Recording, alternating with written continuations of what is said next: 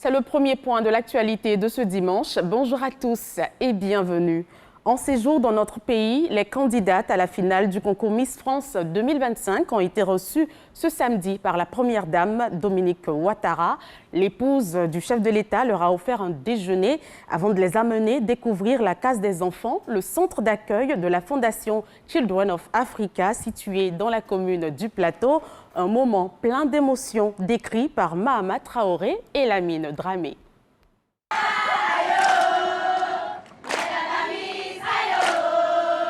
Le temps d'une visite, la Case des enfants se transforme en porte d'entrée de la Côte d'Ivoire. Dès leur arrivée sur place, les candidates au concours Miss France 2025 découvrent une autre facette de l'hospitalité ivoirienne, celle servie dès le bas âge.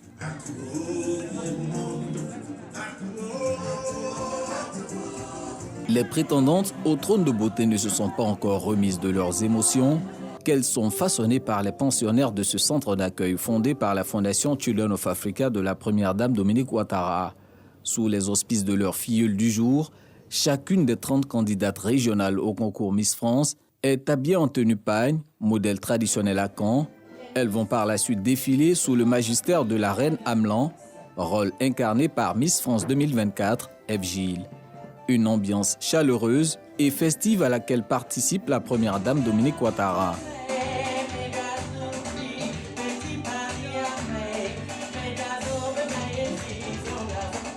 Des ambassadrices françaises de beauté en immersion au cœur de la culture ivoirienne, un pari réussi pour le gouvernement. À travers les liens qui se sont créés entre les Miss, les enfants qui les ont habillés, qui leur ont permis aussi de découvrir une facette de la culture ivoirienne riche dans sa diversité. C'est avec tous ces beaux souvenirs que ces Miss repartiront. Elles seront quelque part aussi nos ambassadrices. Je peux vous dire que l'ensemble de la presse internationale et la presse people considèrent la Côte d'Ivoire comme une destination paradisiaque. Le 14, je demande aux Ivoiriens de rester devant leur écran pour voir comment la Côte d'Ivoire est vendue pendant 8 à 10 minutes de temps d'antenne en prime time, où on verra la Côte d'Ivoire dans toute sa diversité, dans ses endroits les plus ludiques, et comment la Côte d'Ivoire est présentée au reste du monde. En souvenir de ces moments inoubliables, chaque Miss a offert à son ou sa filleule du jour un présent rapporté de France. C'est incroyable comme endroit. Je trouve que d'ouvrir des structures comme ça pour des enfants qui en ont besoin, c'est merveilleux et c'est génial. Donc vraiment, pour eux et pour nous, c'est un moment merveilleux, je pense. Je suis éducatrice spécialisée dans la vie, je travaille avec des enfants au quotidien, donc ici c'est vraiment que du bonheur. Et je dois dire que le mot de Miss prend tout son sens ici avec les enfants autour de nous. Depuis que nous sommes arrivés, très chaleureuse, très énergique. Et de voir les danses traditionnelles, les différentes danses des différentes régions, c'est juste magnifique. J'ai des étoiles dans les yeux à chaque fois que j'ai l'occasion de voir tout ça. Bien avant cette incursion à la Case des enfants, l'épouse du chef de l'État a convié la délégation du concours Miss France à un déjeuner. Ce voyage, comme vous l'avez tous si bien dit, montre les liens qui sont forts entre la Côte d'Ivoire et la France, ces liens d'amitié. Et nous sommes très fiers chez Miss France et aussi à TF1 de pouvoir mettre en lumière cette destination au travers du journal de TF1 qui était présent à nos côtés, de 50 minutes Inside et évidemment de l'élection nationale qui aura lieu le 14 décembre. Pour sa part, Dominique Ouattara exhorte ses hôtes du jour à mettre leur statut au service de l'humanisme, une autre valeur qu'enseigne ce séjour en terre ivoirienne. Chère candidate à l'élection Miss France, votre visite à la Case des enfants est bien plus qu'une simple étape dans votre parcours vers le titre de Miss France. Elle constitue aussi et surtout un bel exemple du don de soi en faveur de ceux qui en ont besoin.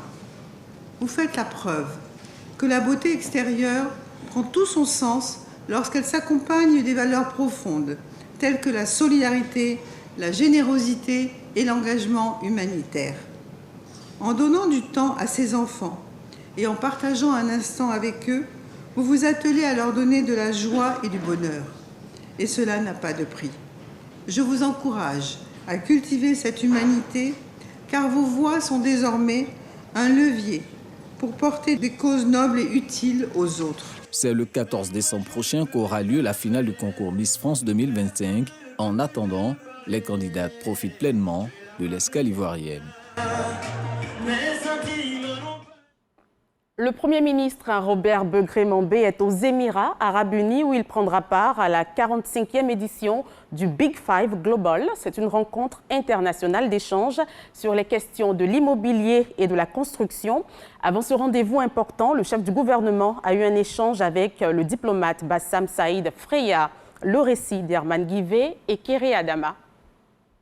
À l'ombre d'un ciel brumeux, mais rayonnant, Dubaï et Abu Dhabi se préparent à accueillir la 45e édition du Big Five Global, l'une des plus grandes plateformes internationales d'échange sur le secteur de l'immobilier et de la construction dans les zones économiques Moyen-Orient, Afrique et Asie du Sud.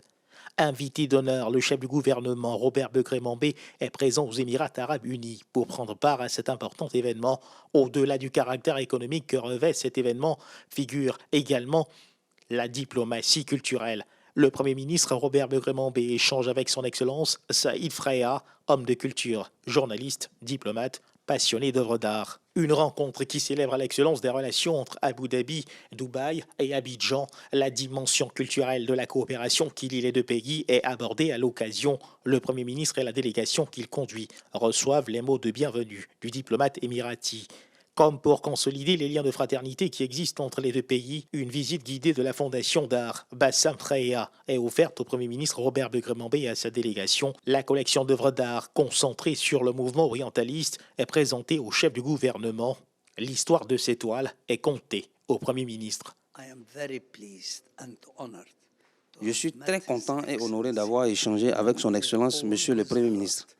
Je salue le leadership de la Côte d'Ivoire en Afrique. Je suis très heureux de sa visite ici à la Fondation et nous travaillerons à renforcer cette coopération entre la Côte d'Ivoire et les Émirats arabes unis. À travers cette visite, on a voulu magnifier l'amitié entre la Côte d'Ivoire et les Émirats. Et comme vous avez pu le constater, ici, les jeunes artistes émiratis ont exposé. C'est le génie de leur culture qui est en expansion. Il en sera de même pour la Côte d'Ivoire. Et d'ailleurs, le promoteur de ce musée porte le nom Bassam. Vous voyez les correspondances qu'il y a. C'est ça qui fait l'intérêt. Et vous voyez que l'avenir nous donnera plus d'opportunités entre la Côte d'Ivoire et les Émiratis. C'est le signe fondamental d'une grande coopération qui se dessine. Installée sur un site de 6200 mètres carrés, la Fondation, au cœur du district culturel de Saradiya, à Abu Dhabi, livre son contenu au regard des visiteurs. En plus de servir de vitrine pour des œuvres d'art exceptionnelles, la Fondation vise à soutenir les jeunes talents en offrant des bourses annuelles et en organisant des conférences, des ateliers et des expositions thématiques à leur intention. Avant l'ouverture officielle du Big Five Global, une rencontre avec la diaspora ivoirienne figure à l'agenda du Premier ministre Robert Begré-Mambé, ici à Abu Dhabi. Un mot de santé dans ce 6h30. Après Octobre Rose, Novembre Bleu, mois de lutte contre le cancer de la prostate. La cérémonie officielle de Novembre Bleu s'est déroulée hier samedi au CNRAO, Centre national d'oncologie médicale et de radiothérapie Alassane Ouattara. Le ministre de la Santé, de l'Hygiène publique et de la couverture maladie universelle y a pris part. Le reportage de Julien Gogo et Léon Brou. Le Centre d'oncologie médicale et de radiothérapie Alassane Ouattara, outillé selon sa directrice à la prise en charge des malades du cancer de la prostate. Fort de ses acquis, le ministre de la Santé, de l'Hygiène publique et de la couverture maladie universelle transmet aux populations ce message d'espoir. La bonne nouvelle et le message que nous devons retenir, c'est que quand le cancer est découvert tôt, avec les investissements réalisés par son Excellence le Président de la République, Alassane Ouattara, nous sommes passés aujourd'hui à plus de 90%. Pour ceux qui ont cette chance d'être dépistés précocement, il y a des chances de suivi. Voilà pourquoi ce matin, nous avons voulu nous rassembler pour faire cette marche, pour soutenir la cause de tous les malades, mais également inviter tous nos frères et sœurs, puisque Octobre Rose vient de passer, mais on est en Novembre Bleu, mais c'est à l'ensemble des Ivoiriens que nous passons ce message.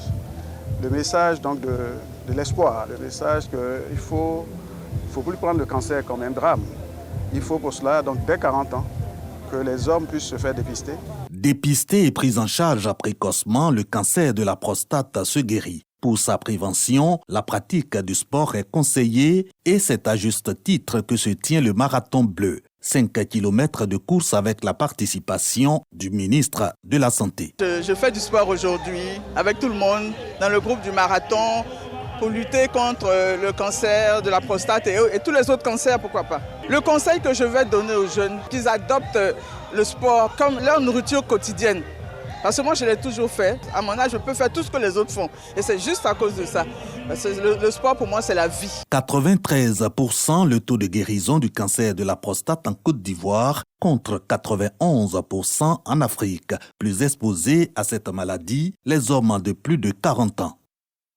Les hommes sont donc invités à se faire dépister. Rendons-nous à présent au Maroc. Casablanca a accueilli du 20 au 22 novembre dernier 2 événements majeurs pour le commerce et l'agroalimentaire, le China Trade Week et l'Africa Food Show. La Côte d'Ivoire était l'invité spécial de cette 6e édition.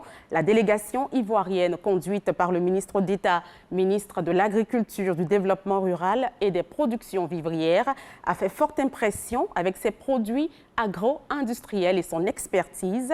Envoyés spéciaux au Maroc, Jean-Luc Bangbo et Fernand Conan.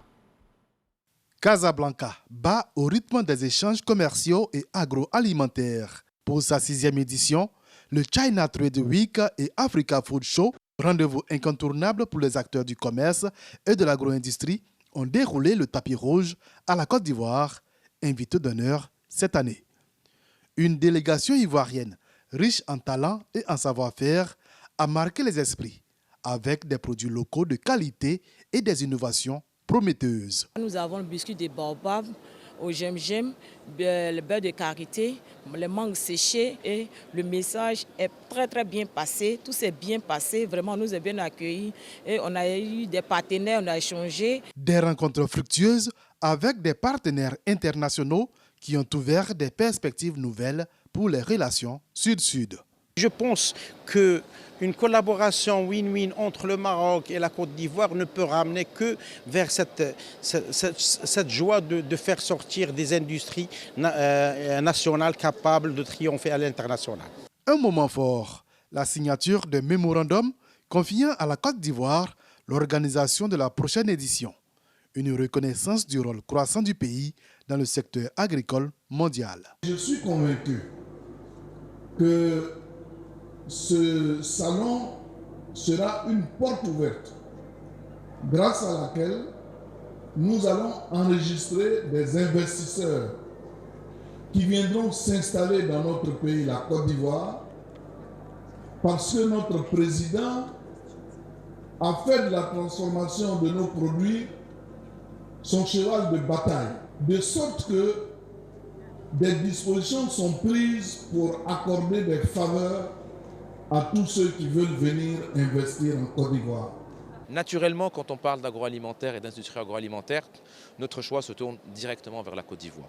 Abidjan, pour nous, sera la capitale de l'industrie agroalimentaire mondiale, ou dans une première étape ouest-africaine, pour 2025, en attendant d'aller plus loin et d'en faire, pourquoi pas, un rendez-vous international où Abidjan sera au cœur de ce rendez-vous. En 2025 donc, tous les projecteurs seront braqués sur la Côte d'Ivoire, futur hôte de cet événement international. Une victoire pour la coopération et le rayonnement de l'agro-industrie ivoirienne. Parlons de lecture avec les éditions Mouna qui ont procédé récemment au lancement de la 8e édition de la caravane littéraire Les Coups de la Vie Tour. Cette 8e édition entend rapprocher les livres des élèves. Une initiative à soutenir. Sarah Tiemene, Godefroy Okambawa.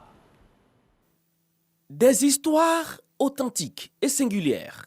Des témoignages édités et révélés au grand public depuis quelques années maintenant. Ici, au Palais de la Culture de Treichville, 150 élèves venus de plusieurs établissements scolaires découvrent Les Coups de la Vie, une œuvre littéraire de l'écrivaine Ansata Ouattara, à travers le lancement d'une caravane dénommée Les Coups de la Vie Tour, qui a sa 8e édition. L'auteur aura l'occasion de partager sa passion pour les livres avec les jeunes.